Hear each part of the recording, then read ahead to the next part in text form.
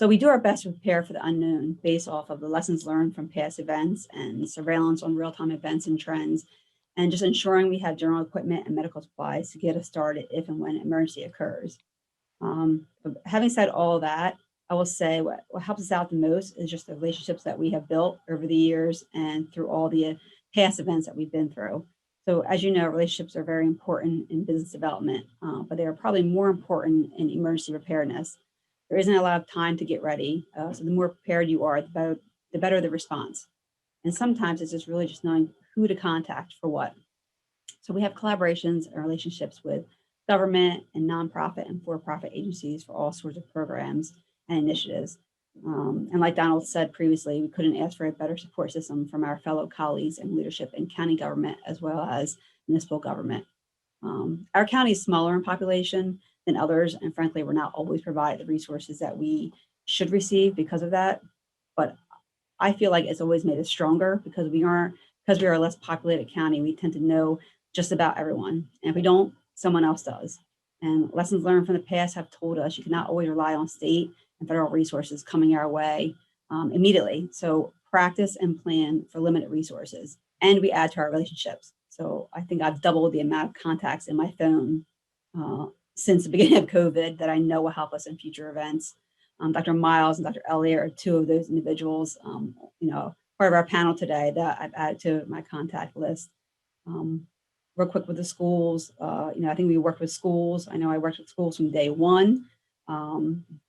Every superintendent was engaged, helpful, and everyone wanted to do the same thing. They wanted to do the best they could for their families and their students just to keep everyone safe. And I don't think proud to be a part of Cumberland County and proud to work in Cumberland County, looking back at all the accomplishments that we've been able to achieve. And last but not least, once we get through this, I know we've already started the recovery process. So I just, want to say that, we're already starting to look at the future, what impact has this virus causing our residents and how it impact our community for years to come. And sometimes that lasts a lot longer than the actual event itself. So, but I can assure you that the same people that were there for you in the beginning are going to be there through that as well. And we won't stop working to make sure that we come out a better and stronger Cumberland County after all of this. Thank you. Okay, thanks, Megan. We appreciate all that information. Our next speaker is Dr. Dina Rossi. Dr. Rossi was born and raised in Cumberland County. She obtained her undergraduate degree in elementary education with a focus on English from the College of New Jersey. From there, she went on to graduate school at Wilmington University and then obtained her doctoral degree from Seton Hall University in educational leadership. In 2000, she is president of the Cumberland County Association of School Administrators. And I'd like to hand it over to Dr. Rossi. Good afternoon, everyone, and thank you, Minerva, for that introduction. Although what that resume does not say is none of that training or experience prepared us for this year, or me specifically. Thank you for having us, Bridgeton Chamber of Commerce, and I speak on behalf of the 25,000 students plus that we serve here in Cumberland County, the close to 11,000 plus staff in Cumberland County, and of course, my 13 colleagues, of which I'm joined by Dr. Miles today as well. So all of this information is truly a collaborative effort, and we'll talk about how we have managed in education throughout the past year and a half. I'd also like to say that the definition of collaboration has changed exponentially, and you can all reflect on your own fields and walks over this past year and a half as to what collaboration truly meant. And I can't say it enough how proud I am, especially of the education sector, but more importantly, how proud I am being born and raised here in Cumberland County of the collaborative efforts that have been highlighted today and all of the things that are not highlighted today, but that we were witness to throughout this past year and a half and will continue to see moving forward. Obviously, a huge backbone of that was the technology component. So between our business partners such as Comcast and some of our other area facilities, in addition to the county and the county administration and the commissioners fighting for that wireless representation, especially in areas of our county that were underserved in that area. That was the first main hurdle, as to how to educate in this new frontier without definitely the resources that we were prepared to. So collaboration came not only on the wireless aspect, but the actual hardware. And you saw districts dropping off legions of laptops or Chromebooks in order for smaller districts that didn't have those resources available for their students. Would be remiss also if I didn't explicitly thank the parents throughout all of this, the parents that had to look past their own jobs and responsibilities in order to stay home and teach students. I myself, being a parent of a almost 13-year-old, give all kinds of props to middle school teachers, because even though I have all of those advanced degrees, middle school math still makes me shudder even at this age. So to all the parents who had to become teachers, not only coming from a superintendent of a vocational school, but as a parent myself, that was the most amazing feat. And the parents that collaborated together and shared with us some of their resources. No problem. Well, thank you, Dr. Rossi, for your leadership. I appreciate you welcoming me to Cumberland County and representing us so well as superintendents, and to Megan Shepherd as well for all of her support from the health department through this pandemic. And thank you to the Commerce for allowing me a few minutes to introduce myself to everyone. I'm originally from Washington, D.C. I worked down there for about 8 years as a high school teacher and a vice principal, and been up in the Philadelphia area since 2010. I started as principal at Albany High School and then Woodrow Wilson High School over in Camden. My most recent experience is in Trenton, New Jersey as assistant superintendent. And I'm excited to be now in Cumberland County as superintendent of Bridgeton Public Schools. I transitioned in June of 2020, which was, right in the middle of the pandemic. I was able to bring some of my experiences down from Trenton, planning with committees and just collaborating with the community, and bring that down to Bridgeton and hit the ground running. I met with my board right away, and we identified 5 priority areas for our school district. Above health and safety, that being the most critical. Social emotional learning, we were really concerned about our students' social emotional needs, as well as the needs of our staff during this difficult time. Dina mentioned the technology, that was huge on our list. Hotspots and devices for all of our young people is critical. Attendance and engagement, so just keeping students logging in, touching bases with the guidance counselor or teacher was important, not losing any students during this time. Literacy, of course, is where we doubled down. Not that math or any of those other subject areas aren't important, but we wanted to ensure that our young people didn't lose ground in terms of their literacy levels.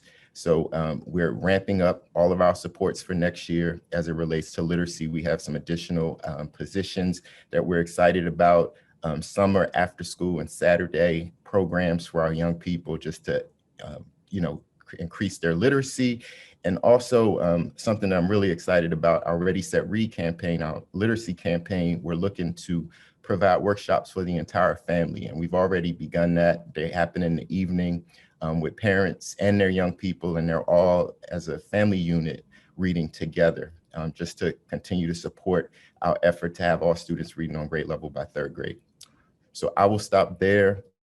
I look forward to working with all of you, and I'm happy to provide an update on where we are in Bridgeton as often as the chamber will have me. So thank you.